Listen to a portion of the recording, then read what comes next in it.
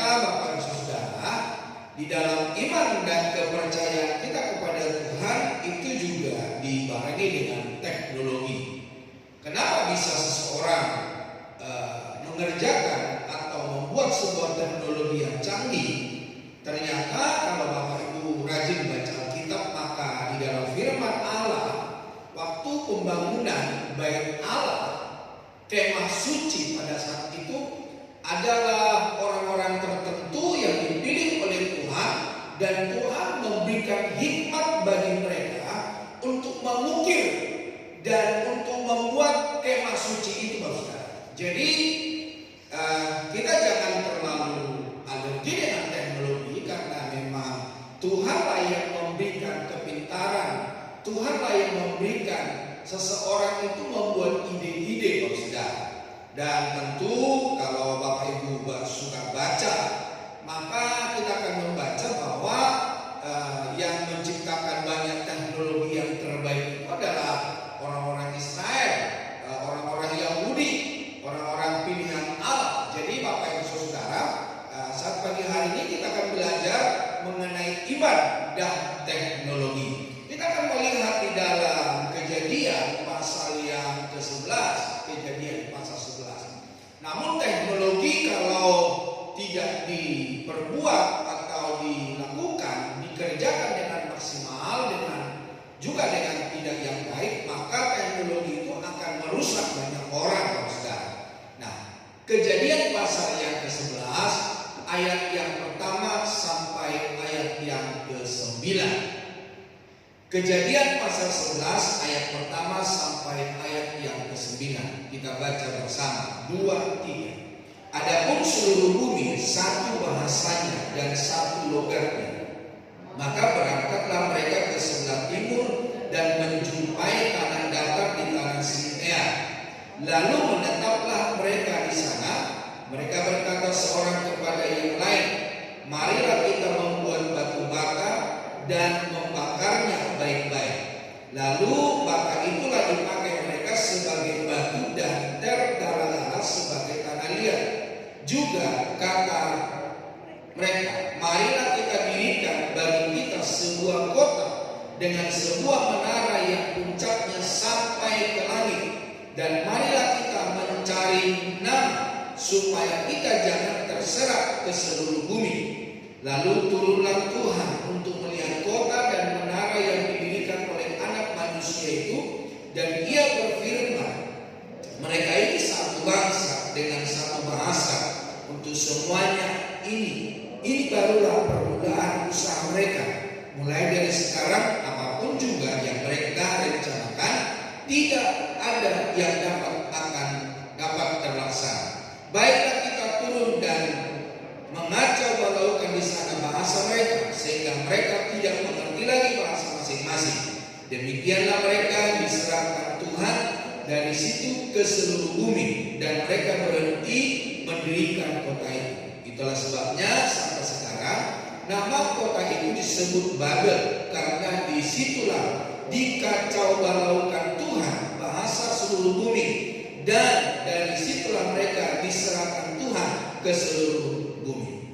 Nah, Bapak Ibu saudara kekasih Tuhan, Babylon atau Babel, Babilonia adalah sebuah kota penting di Mesopotamia kuno yang merupakan ibu kota dari kerajaan dan kekaisaran Babilonia. Dan peninggalannya kini ditemukan di Al-Hilla, kegubernuran Babil, atau itu disebut di Irak. Jadi Babilonia, Babel itu ketika bangsa Israel dibuang ke Babel, itu adalah di daerah Irak, sekitar 85 km selatan Baghdad.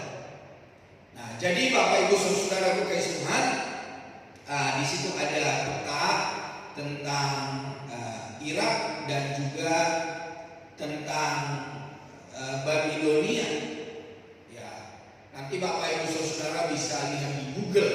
Jadi jarak dari Irak itu, dari Baghdad itu hanya 85 km. Nah, kalau di daerah Kalimantan saya nggak bisa kasih gambaran ya. Kalau mungkin ke Bogor gitu. Jadi bisa ditempuh dengan 1 jam, 1,5 jam lewat jalan tol. Nah, Bapak Ibu Saudara,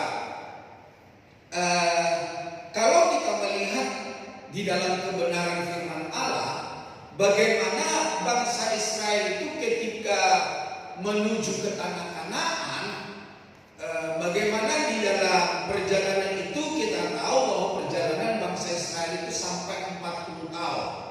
Nah, Bapak Ibu Saudara, kalau lihat di peta yang paling bawah ini, ya, yang paling bawah di sini Saudara, di pojok kanan ini, kanan saya ini, di situ adalah Egypt, itu adalah Mesir, sedangkan Israel itu di sini Saudara, tanah Kanaan. Sebetulnya itu sangat dekat.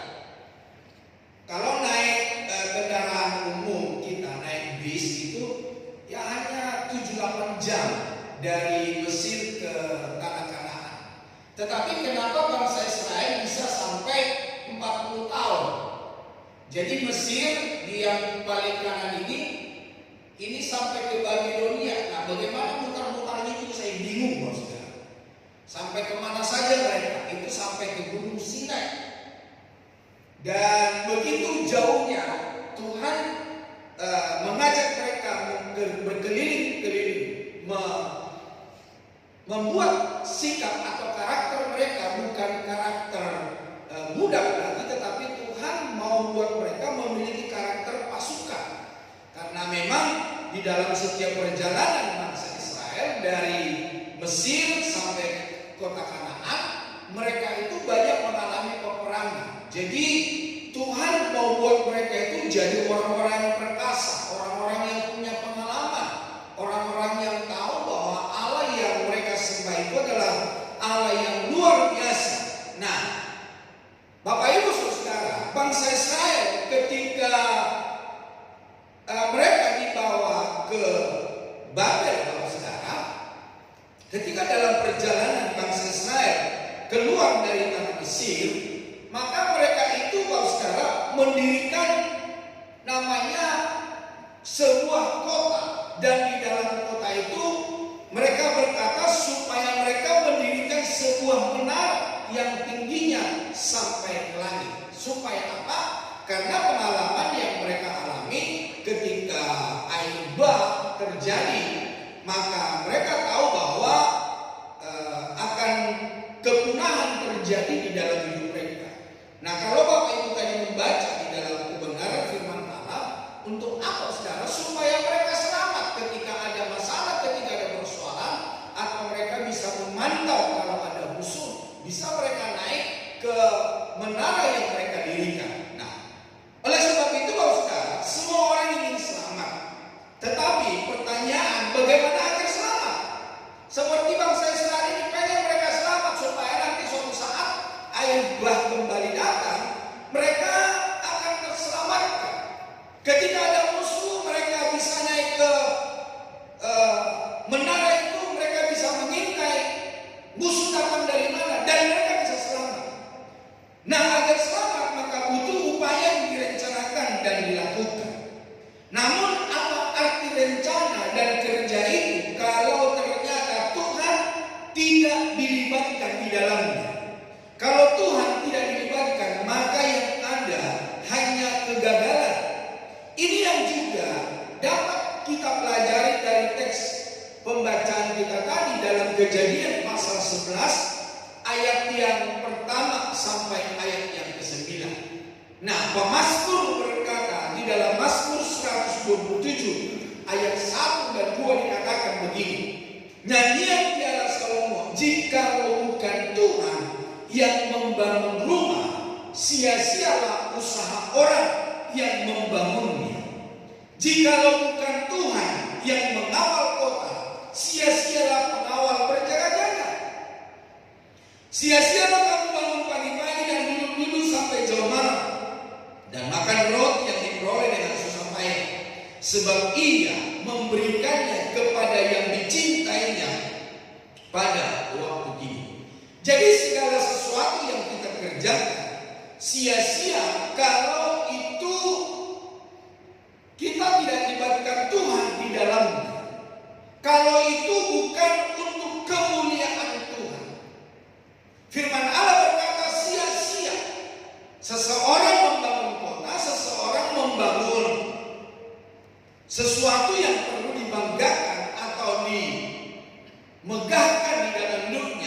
jikalau bukan Tuhan yang ikut di dalamnya, maka bukan sebuah rencana yang indah yang kebaikan terjadi di dalam hidup seseorang itu. Itulah sebabnya di dalam Yakobus pasal 4 ayat 13, 14 dan 15 dikatakan begini. Jadi sekarang hai kamu yang berkata hari ini atau besok kami berangkat ke kota Anu, dan di sana kami akan tinggal setahun dan berdagang serta mendapat untung. Sedang kamu tidak tahu apa yang akan terjadi besok. Apakah arti hidupmu? Hidup itu sama seperti uap yang sebentar saja kelihatan lalu lenyap. Sebenarnya kamu harus berkata, jika Tuhan menghendakinya, kami akan hidup dan berbuat ini dan itu.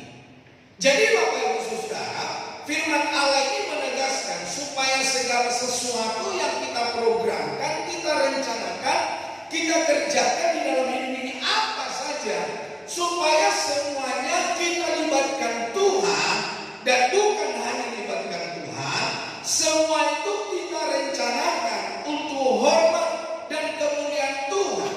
Segala sesuatu yang kita kerjakan sesuai dengan kehendak Tuhan. Kalau tidak, saudara, maka kegagalan, kehancuran dan apa yang kita capai itu bukan untuk kemuliaan Tuhan, bukan menyenangkan hati Tuhan.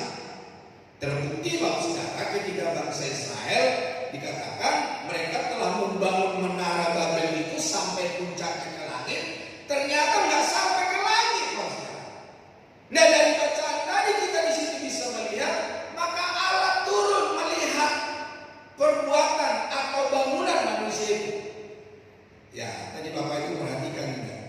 Di situ dikatakan ayat yang keberapa itu?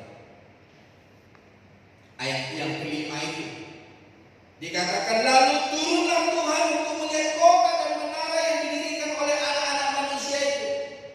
Jadi ternyata nggak sampai ke langit, saudara. Manusia itu nggak punya kemampuan sampai ke langit yang sangat tinggi.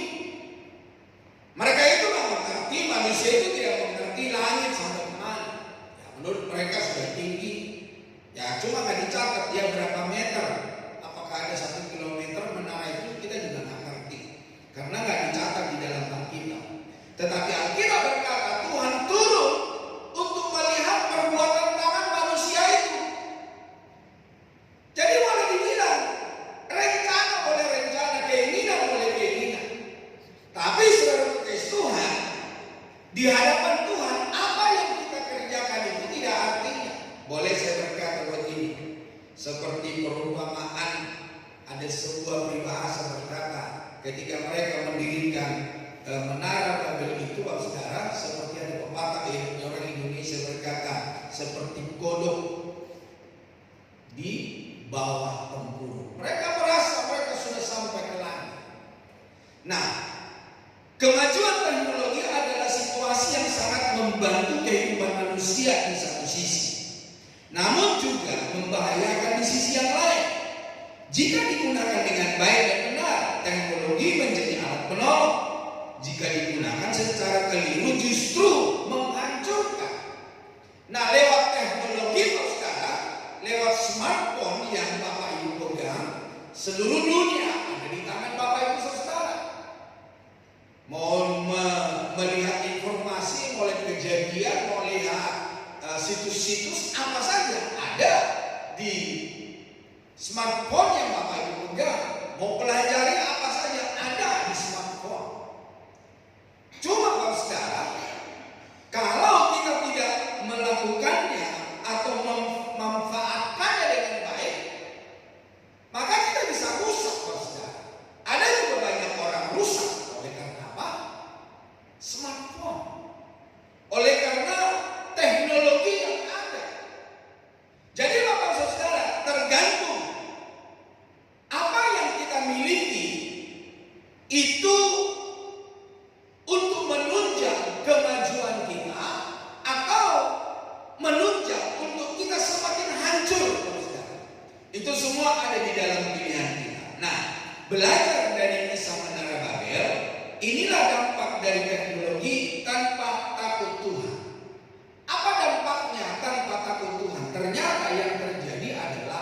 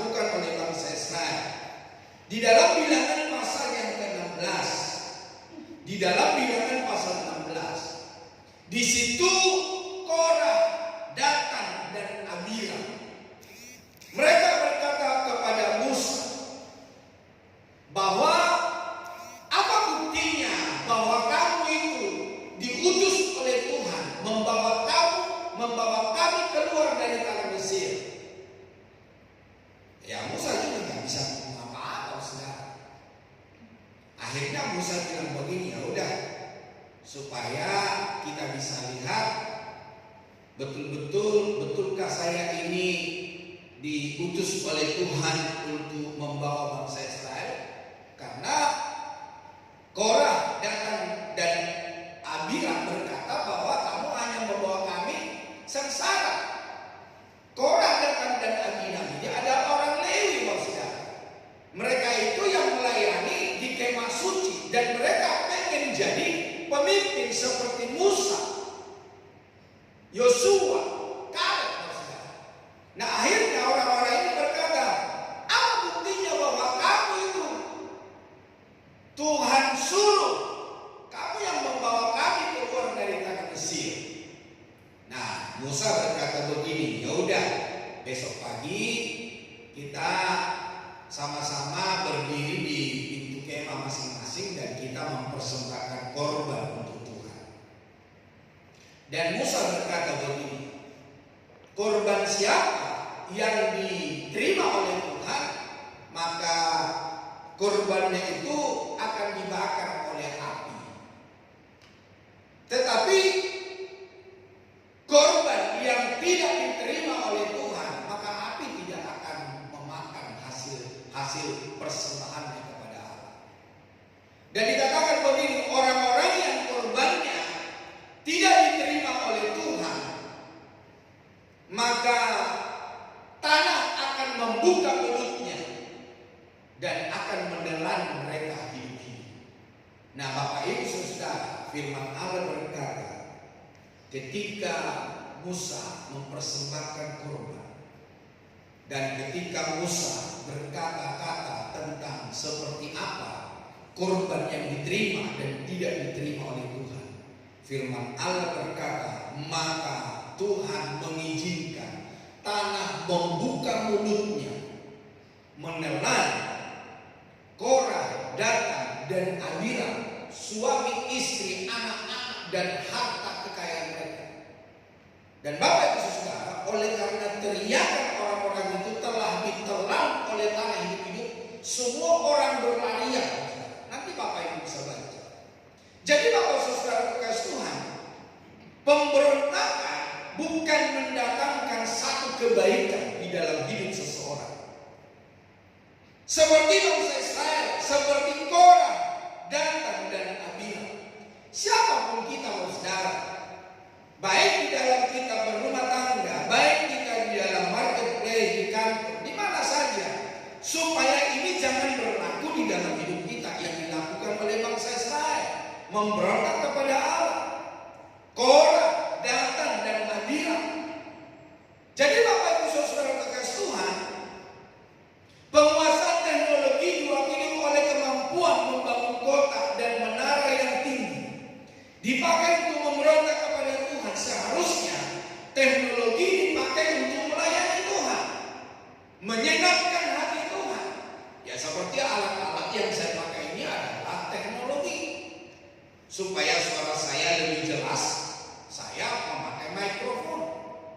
Supaya pemahaman kita lebih baik lagi, ada yang namanya multimedia.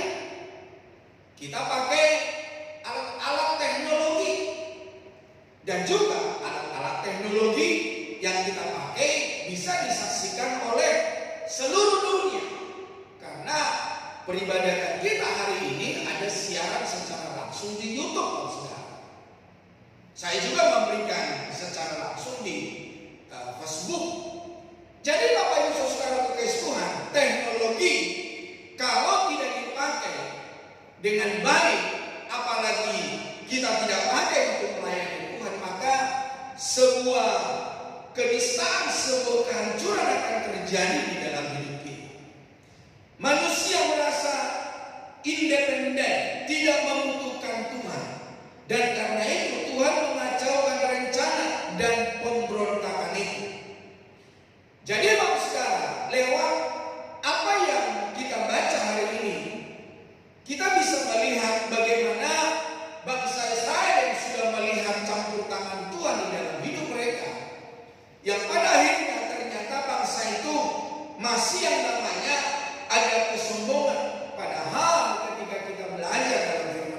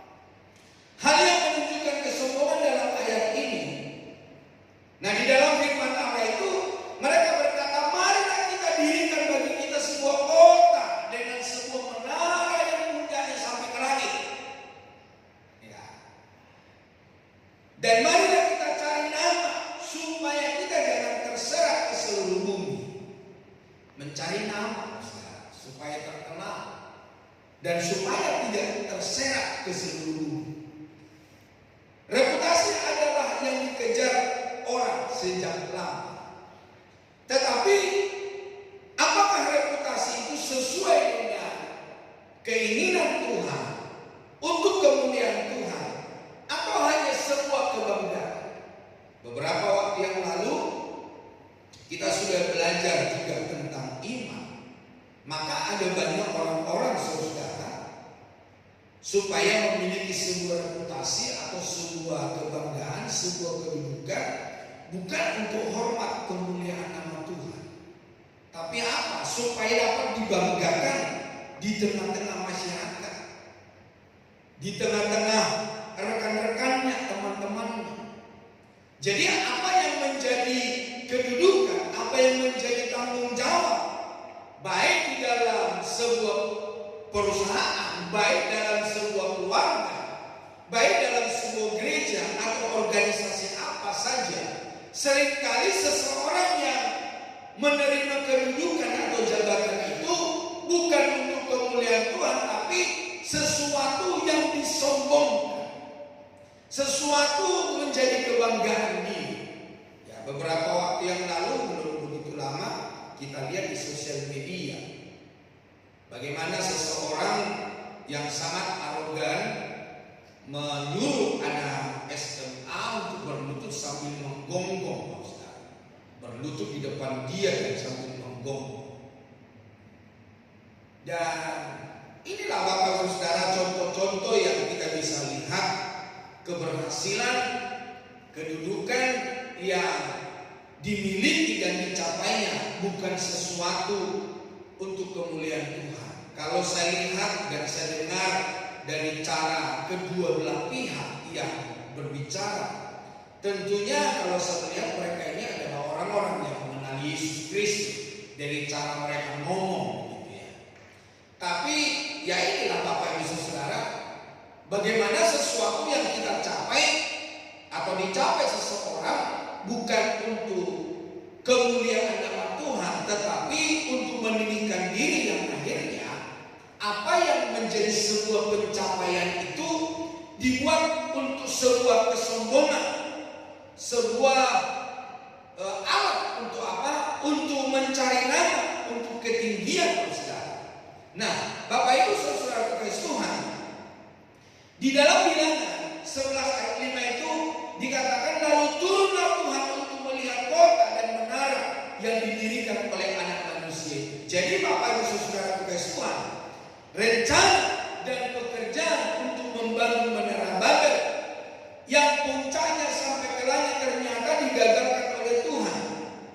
Kalau di dalam Mazmur 66 ayat 1 dikatakan bahwa langit adalah tahta Tuhan, bumi itu adalah tumpuan kakinya. Jadi Bapak Ibu Saudara, betapa agungnya, betapa dahsyatnya Tuhan itu. Ya, seperti kita sudah melihat di dalam Kejadian pasal 5:11, Tuhan sampai turun karena memang menara yang didirikan oleh manusia itu tidak sampai ke langit. Mazmur 19 ayat 2, langit menceritakan kemuliaan Allah. Jadi kalau menara itu puncaknya sampai ke langit, hendak menegaskan bahwa manusia itu sama seperti Allah, berada sejajar dengan Allah dan ingin dimuliakan sama seperti Allah. Itu berarti bahwa tujuan rencana pembangunan itu adalah untuk memperlihatkan kehebatan manusia, untuk menyamakan diri seperti Lucifer, ingin menyamakan diri seperti Allah. Manusia hendak menunjukkan tanpa Tuhan mereka bisa berbuat, dan dengan kerja mereka hendak dipuji. Jadi ada banyak manusia lewat pencapaian, saudara, untuk apa? Menunjukkan bahwa mereka bisa tanpa Tuhan. Dan segala sesuatu yang dicapai itu hanya untuk kebanggaan diri, ketenaran diri. Nah, penguasaan terhadap teknologi dapat menimbulkan kecongkakan dalam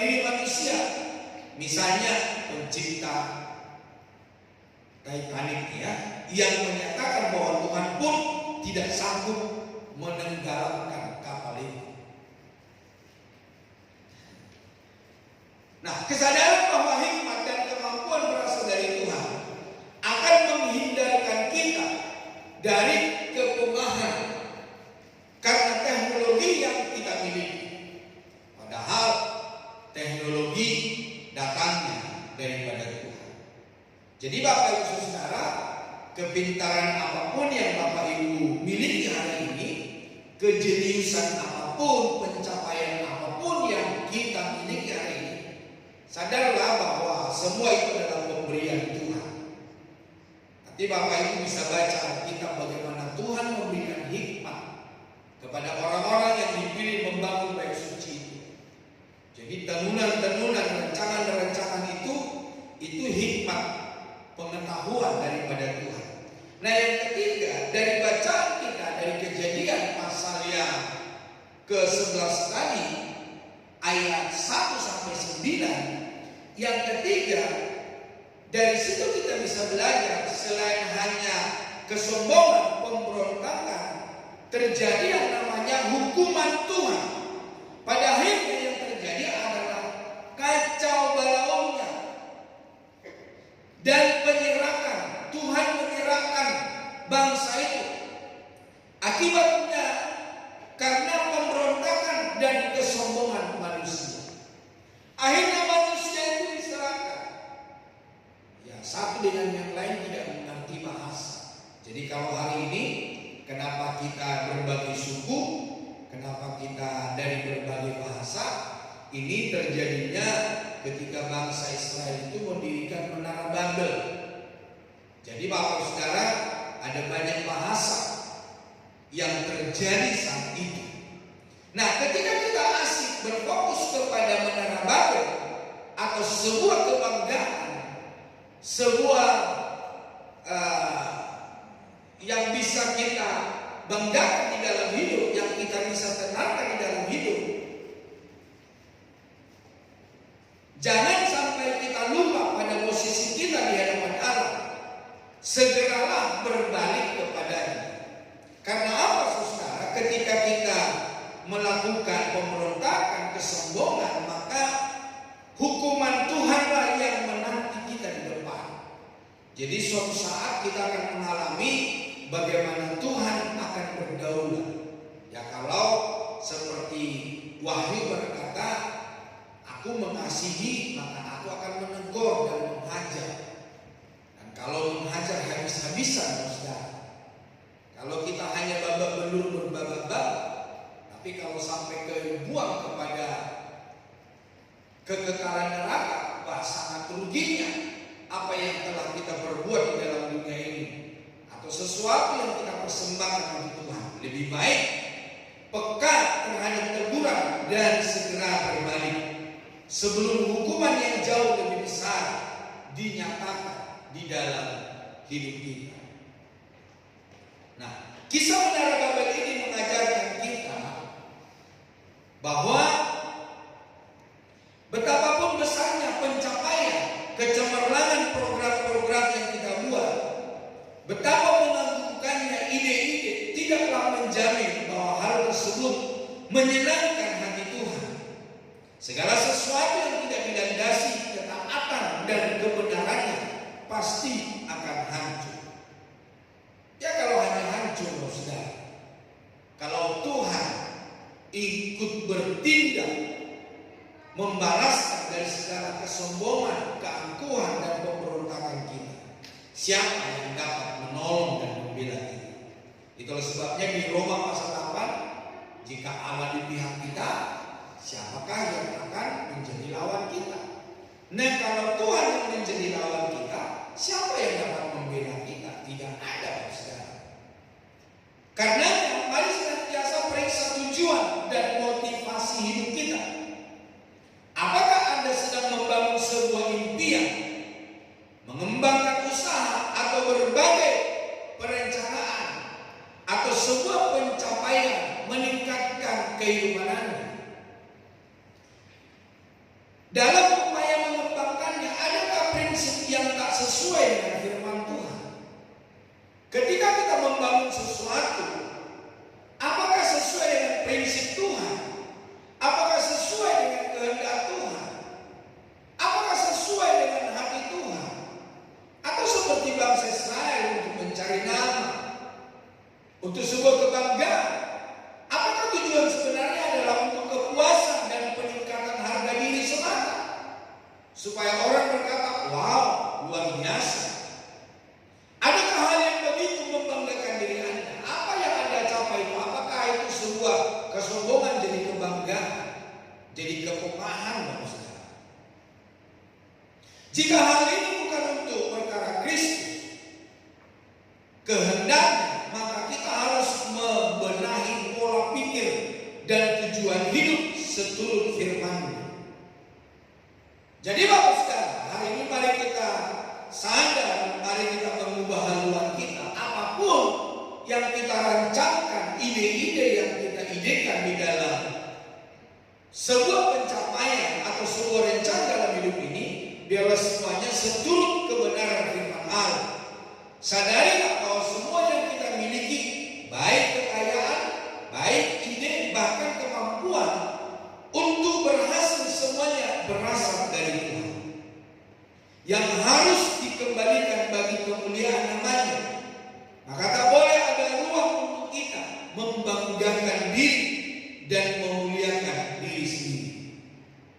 Nah, di dalam Ulangan tadi pasal yang ke-8 ayat yang ke-17 dan 18, firman Allah berkata begini, maka janganlah kau katakan dalam hatimu, kekuasaanku dan kekuatan tanganku lah yang membuat aku memperoleh kekayaan ini.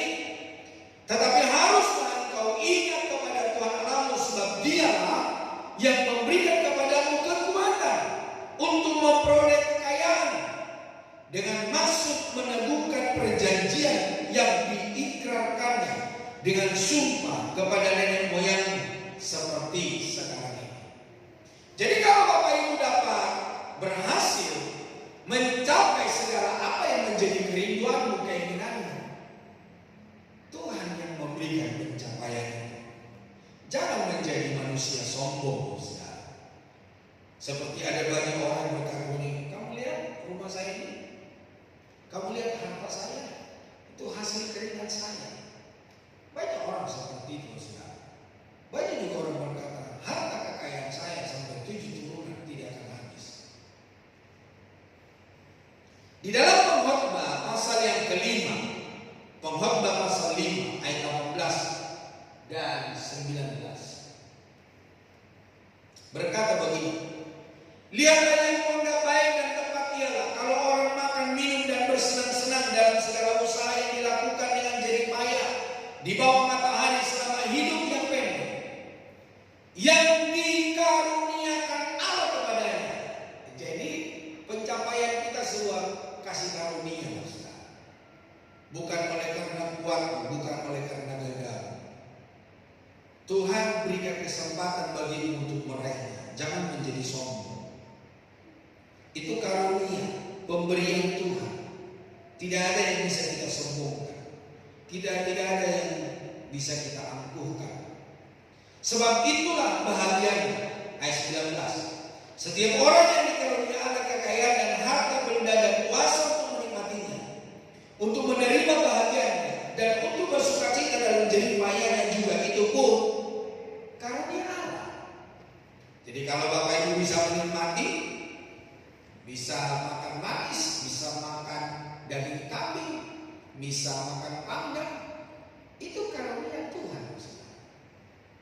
Ada orang-orang sudah bisa makan sembarangan, harus ditakar. Ya, ada orang-orang yang saya kenal, saudara, yang menikmati rumah mewahnya itu adalah pembantu, yang menikmati mobilnya itu adalah para supir.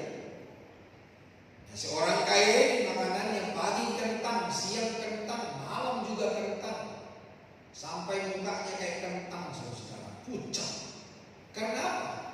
Ya garam nggak boleh, gula nggak boleh. Jadi kalau Bapak Ibu masih bisa makan ini, itu capcay fuyung-hai, segala sesuatu yang hidup, yang tumbuh, Bapak Ibu bisa nikmati, itu karunia Tuhan. Itu pemberian Tuhan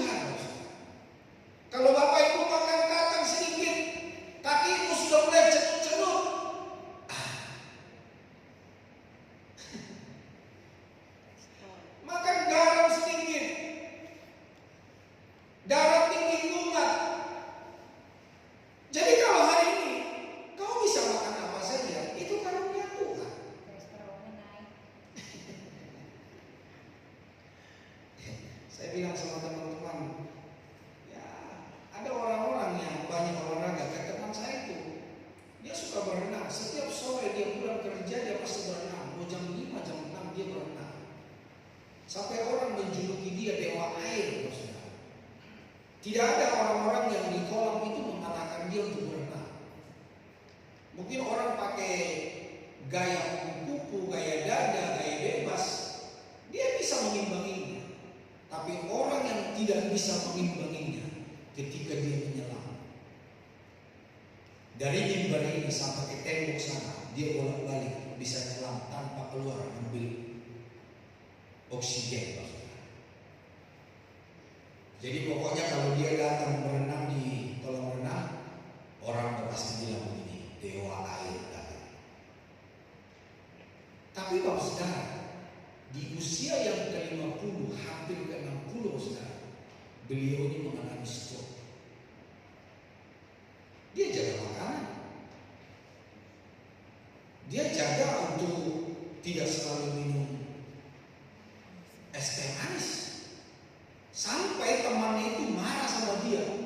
Karena apa? Temannya ini nasihatin, jangan minum teh manis terus, ingat umur. Ingat umur. Saya kadang-kadang sampai nggak ada hati juga. Bapak Ibu tahu sampai dimasukin tisu ke minumannya teman itu. Aduh, saya pikir ya nasihatin orang nasihatilah, tapi jangan sampai begitu. Tapi yang sekarang ini yang suka nasihatin yang stroke. Mana yang suka minum es teh manis itu nggak apa-apa dia sampai hari ini. Jadi jangan pikir juga begini, saya juga minum es teh manis setiap hari, nggak apa-apa. Tunggu saatnya. Jangan juga lah, jagalah kesehatan. Kau juga makan nasi setinggi gunung, karena tahu, jangan juga lah. Takarlah ikan, mungkin yang masih muda-muda boleh ya, setinggi gunung galunggung. Tapi kalau sudah umur 30 ke atas, ya tentu hati-hati, karena di bawah 30 pun ada banyak anak-anak yang kena gula sekarang. Kenapa? Dari minuman soft drink itu. Jadi Bapak Ibu Saudara kasih Tuhan, kalau kita bisa makan ini, makan itu, anugerah Tuhan, kasih karunia Tuhan. Dan kalau kau bisa menikmati harta kekayaanmu, itu kasih karunia Tuhan. Nah kalau kau hanya bisa mengumpulkan harta, kau tidak menikmati, ya kau tidak mau menikmati kasih karunia Tuhan. Tumpuk aja terus hartanya. Saya nggak tahu nanti harta itu buat siapa. Jadi Bapak Ibu Saudara kasih Tuhan, segala sesuatu yang ada di dalam hidup kita ini adalah kasih karunia Tuhan. Itulah sebabnya jangan menjadi pemberontak, jangan menjadi orang sombong. Tapi biarlah segala sesuatu yang kita capai, yang kita terima, semuanya untuk hormat kemuliaan nama Tuhan. Karena memang bukan di dunia ini kita memperoleh mahkota, bukan di dunia ini kita memperoleh upah. Tetapi setiap orang ketika berjumpa dengan Tuhan akan memperoleh upah sesuai dengan takaran yang kita takarkan untuk hormat kemuliaan nama Tuhan. Amin. Mari kita datang sama. Segala pujian dan segala hormat kami berikan kepada-Mu Tuhan. Untuk kesempatan ini Engkau kembali memberikan firman-Mu supaya kami belajar dari apa yang dilakukan oleh bangsa Israel ketika mereka mendirikan Menara Babel. Dan biarlah Tuhan supaya kami anak-anak Tuhan, orang-orang yang percaya kepada-Mu di akhir zaman ini, supaya kami tidak memberontak, supaya kami juga Tuhan tidak menjadi orang sombong. Karena kami tahu Tuhan, kami akan berhadapan dengan Tuhan. Karena Kau juga Tuhan tidak suka kepada orang-orang yang congkak, Engkau tidak suka kepada orang-orang yang sombong, tetapi Engkau mengasihani, Engkau mengangkat orang-orang yang rendah hati di hadapan. Dan biarlah Tuhan, apa yang kami pelajari, apa yang kami baca, apa yang kami dengarkan hari ini, supaya setiap kami Tuhan, kami memiliki kerendahan hati. Biarlah Roh Kudus-Mu bekerja di dalam hidup kami. Biarlah segala sesuatu, ide-ide kami, rencana kami, dan apa yang kami capai semuanya menyenangkan hati Tuhan. Dan di samping itu Tuhan mengaruniakan segala sesuatu supaya kami juga Tuhan mendapatkan kasih karunia untuk kami dapat menikmatinya. Terima kasih ya Tuhan, berkati seluruh umat-Mu, berkati kesehatan, berkati rumah tangga, berkati bisnis, mata pencarian umat-Mu, anak-anak, cucu mantu, seluruh keluarga besar, Engkau berkati Tuhan. Dan juga Tuhan kami berdoa buat mereka yang kesehatannya terganggu, buat Kosenli, buat adik Lovely ya Tuhan, dan juga untuk papanya Misi Gurning, papanya Mevani, Pak Heber, Pak Wilson, Pak Hendra Winata, dan juga Tuhan buat Ibu Christina Agustina ya Tuhan, dan juga buat Om Atio, mamanya Cik Ali. Tuhan Engkau jaga mereka, Engkau tolong, lanjutkanlah kasih karunia, jadilah sehat, jadilah sembuh. Anak-anak Tuhan yang lain yang hamba-Mu tidak tahu hari ini, Tuhan Engkau tolong mereka, biarlah lanjutkan kasih karunia-Mu di dalam hidup mereka. Kami juga berdoa buat pemilihan pemerintahan di daerah ya Tuhan yang akan dilakukan di hari-hari yang akan mendatang. Biarlah Tuhan mengangkat orang-orang yang takut akan Tuhan dan memilih orang-orang yang mementingkan kepentingan banyak masyarakat bangsa Indonesia, dan segala kecurangan dan segala orang jahat kami tolak katakan dalam nama Tuhan Yesus. Engkau pakai juga aparat keamanan kami dapat mengamankan bangsa dari Sabang sampai Merauke, sehingga setiap kami yang ada di Indonesia dan kami juga Tuhan, anak-anak Tuhan, dapat memuji memuliakan Engkau, mempersembahkan hidup kami yang terbaik buat hormat kemuliaan nama Tuhan. Kami juga berdoa buat rencana Natal kami ya Tuhan, biarlah semuanya dapat berjalan dengan baik. Apa yang kami rancangkan, ide-ide yang kami tuangkan, biarlah semuanya untuk hormat kemuliaan nama Tuhan, dan memberkati setiap orang yang ada di sekeliling kami ya Tuhan, dan berkati seluruh umat-Mu yang telah mendukung untuk adanya perayaan Natal dan pengadaan sembako. Kiranya Tuhan memberkati berlipat kali ganda. Terima kasih ya Tuhan. Sebentar kami akan memberikan persembahan. Terimalah persembahan kami menjadi dupa yang harum di hadapan-Mu untuk hormat kemuliaan Tuhan. Dalam nama Yesus Kristus kami berdoa dan kami bersyukur kepada Tuhan. Haleluya. Amin. Kita akan memberikan persembahan dan multimedia akan menayangkan acara kita dalam semua. Shalom, Bapak Ibu Saudara yang dikasihi di dalam Tuhan. Saya harap Bapak Ibu Saudara dalam keadaan sehat dalam bentuk jasmani maupun rohani. Kami mengundang Bapak Ibu Saudara untuk hadir pada ibadah doa pagi yang diadakan setiap hari Sabtu pukul 5 pagi di GBI Soekarno.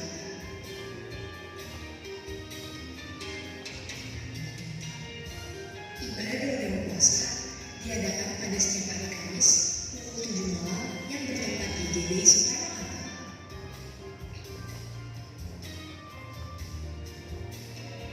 Ibadah liturgi Progressive Generation diadakan pada setiap hari Jumat pada pukul 7 malam yang bertempat di GBI Soekarno Hatta.